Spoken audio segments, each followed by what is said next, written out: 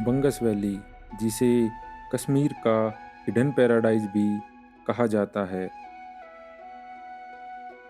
शहर की भीड़ भाड़ से दूर एक ऐसी शांत जगह जहां बड़े बड़े घास के मैदान हैं जो बिल्कुल किसी कारपेट की तरह लगते हैं।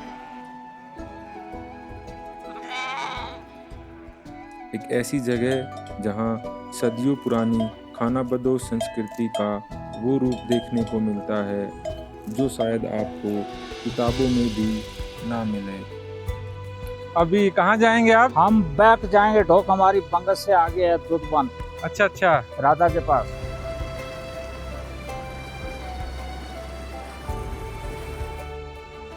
जहां चरवाहे गर्मियों में अपने भेड़ बकरियों और मवेशियों के साथ यहाँ पर आते हैं।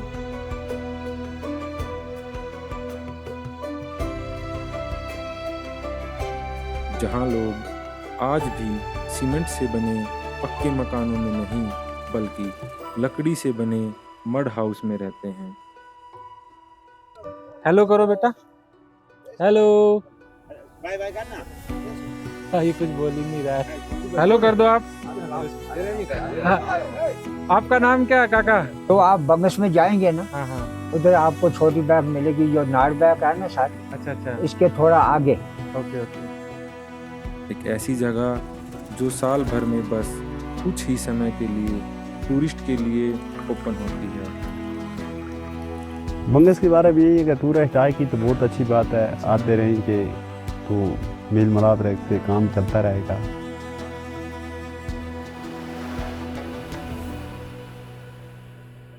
तो स्वागत है आपका कश्मीर की हसीन वादियों में बसी इस खूबसूरत बंगस वैली में।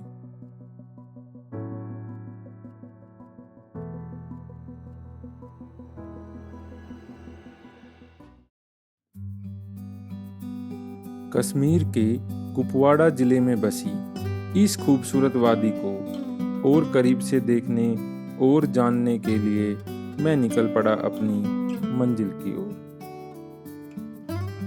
इन हसीन और घुमावदार रास्तों को पार करते हुए मैं आखिरकार पहुंच गया बड़ी बहक।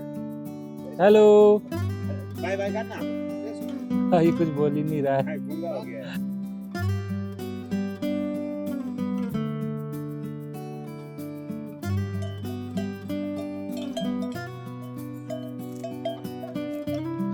तो फाइनली ये है बड़ी बहक, जहाँ जहाँ आपको सभी घर लगभग लकड़ी के बने हुए मिलेंगे।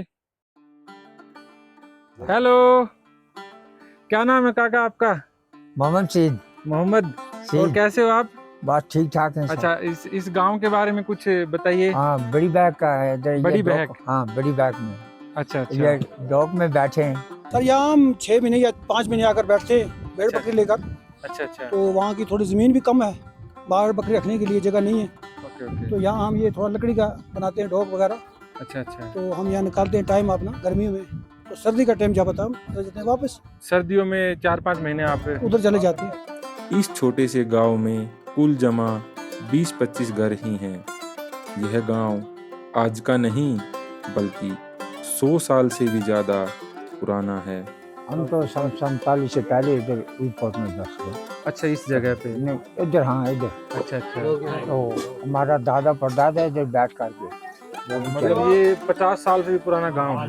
50 ज्यादा सर, ज्यादा होगा ज्यादा। मतलब आप जब इनकलाब पड़ गया सर, जब फौज आ गई, हाँ हाँ, उससे पहले के ये हमारे दादा परदादा इधर ही बैठे थे। यहाँ के रास्तों की अपनी अलग ही धुन है। यहाँ गाड़ियों के हॉर नहीं बल्कि भेड़ों के झुंड और मवेशियों के गले में बंधी घंटियां रास्ता मांगती हैं। आपका नाम क्या है? अब मेरा नाम मेहरदीन सर। कहाँ से आ रहे हैं आप? हम टंगडार नया गबरा से। अभी कहाँ जाएंगे आप? हम बैक जाएंगे, ढोक हमारी बंगस से आगे है, दुधबन अच्छा अच्छा, राधा के पास। अच्छा, कब तक पहुँच जाएंगे फिर आप? हम कल नहीं तो 3 दिन के बाद पहुँचेंगे। 3 दिन लगेंगे आपको हाँ वहाँ सर, जाने 3 में? दिन पैदल जाना पड़ता है ना सर। अच्छा अच्छा, फिर खाना पीना कैसे खाना करोगे? पीना रास्ते में कहीं चाय बना लेते हैं, कभी रात को थोड़ा सा खाना बना लेते हैं, अच्छा अच्छा, बस वहीं दरख्तों के नीचे पशुओं को लेके बैठ। और रात में कहाँ स्टे करते हो? रात में बस जहाँ रात पड़ जाती है वहाँ दरख्तों के नीचे बैठ के बस तय कर लेता। खैर ये तो अपना सफ़र इसी सुकून के साथ पैदल तय करेंगे, पर मुझे अपने कदम थोड़े तेज बढ़ाने होंगे।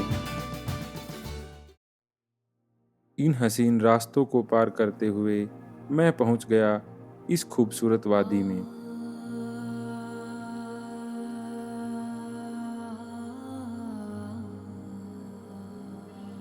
समुंदर तल से लगभग 10,000 फीट की ऊंचाई पर बसा ये घास का मैदान कश्मीर के सबसे बड़े मेडों में से एक है।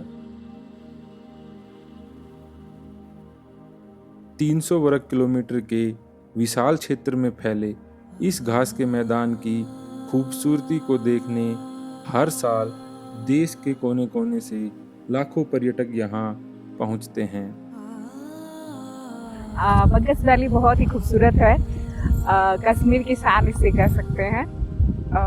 मेरे हस्बैंड यहाँ जॉब करते हैं, उसके थ्रू हम लोग यहाँ घूमने आए हैं। कैसा लग रहा है आज आपको यहाँ के? बहुत ही अच्छा लग रहा है और घूमने के लिए आए हैं हम लोग सब लोग। और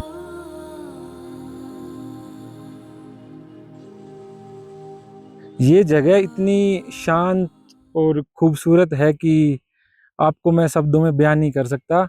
और यहाँ का वेदर एनवायरनमेंट इतना क्लीन है कि आप अंदाज़ा भी नहीं लगा सकते। जहाँ पर दिल्ली जैसे बड़े शहरों में AQI 500 से भी अधिक होता है, आप सोच भी नहीं सकते यहाँ का AQI 50 से भी कम रहता है।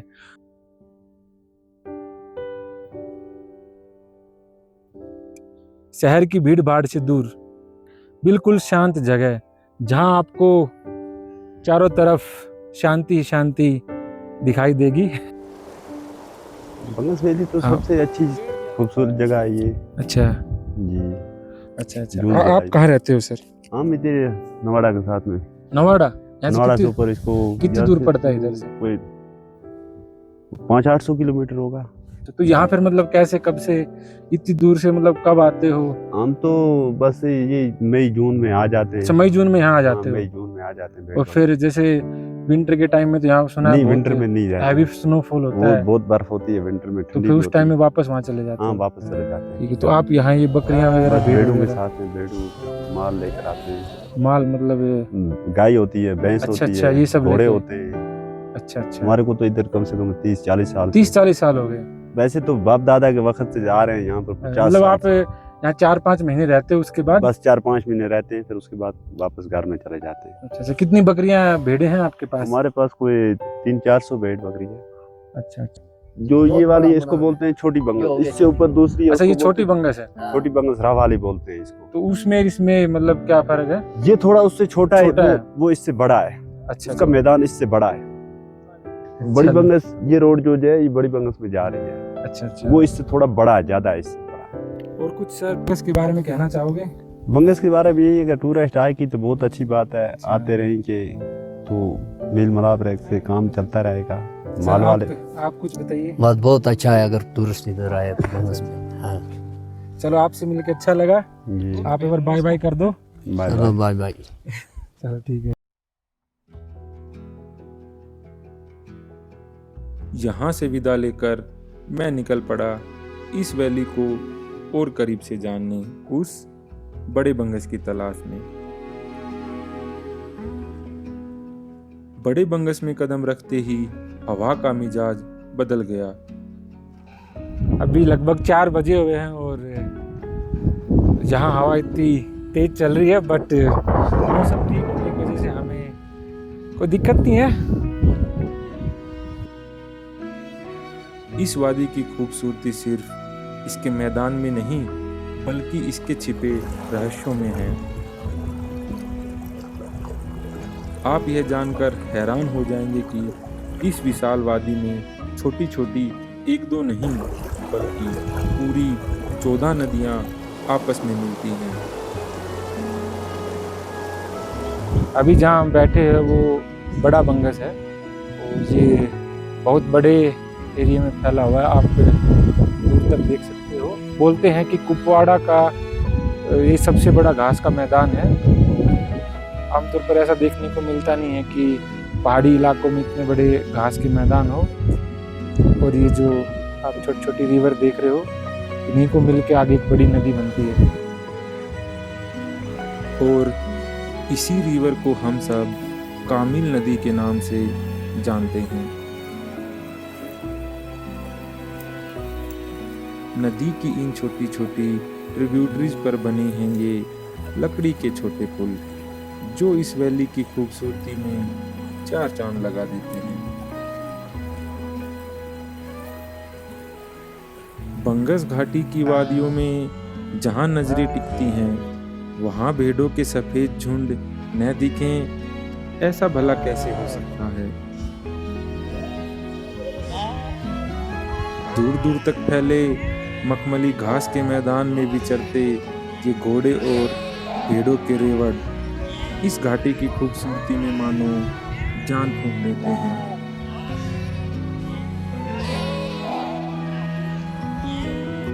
गर्मियों के मौसम में जो ये बंगस वैली है पूरे फूलों से भरी रहती है। यहाँ पे आपको छोटे छोटे येलो, वाइट और पर्पल कलर के जो हैं आपको फूल देखने को मिल जाएंगे। गाय का या इधर जो जंगली सांड रहते हैं उनका ये हमें हॉर्न मिला है चलते चलते। हमारे किसी काम का नहीं है, इसको यहीं रख देते हैं। यहाँ के चरवाहे, जिन्हें बकरवाल कहा जाता है, अपने माल मवेशियों के साथ यहाँ ढोक में रहते हैं, जिन्हें स्थानीय भाषा में बहक भी कहा जाता है। ये बहक जो है, यहाँ पे जो चरवाहे रहते हैं उनका एक गांव बोला जाता है। तो आपने इस मैदानी एरिया में देखा होगा, बीच में आपको भेड़ों के झुंड और घोड़े वगैरह ये सब आपको मिले होंगे। यहाँ के लोकल लोग यहीं रहते हैं और ये सारे जो घर हैं पूरे मड के बने हुए हैं। ये लोग जब विंटर में जब यहाँ स्नोफॉल होता है, जितनी भी घाटी आप देख रहे हो, यहाँ से एवरेज बोलते हैं कि 8 से 10 फीट जो है स्नोफॉल इकट्ठा हो जाती है। तो ये लोग यहाँ से जो है विंटर में अपने प्लान कर जाते हैं और फिर जब समर आता है तो फिर से लोग जो है अपने इस घाटी में आ जाते हैं। और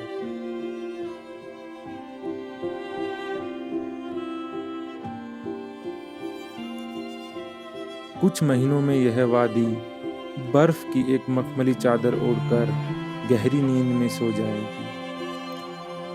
बर्फ की खामोश चादर के नीचे सोती हुई यह वैली गर्मियों की आहट के साथ फिर से खिल उठेगी। समय का यह सिलसिला भले ही बदलता रहे, लेकिन बंगस की यह रूहानी खूबसूरती हमारे जहन में हमेशा ताजा रहेगी।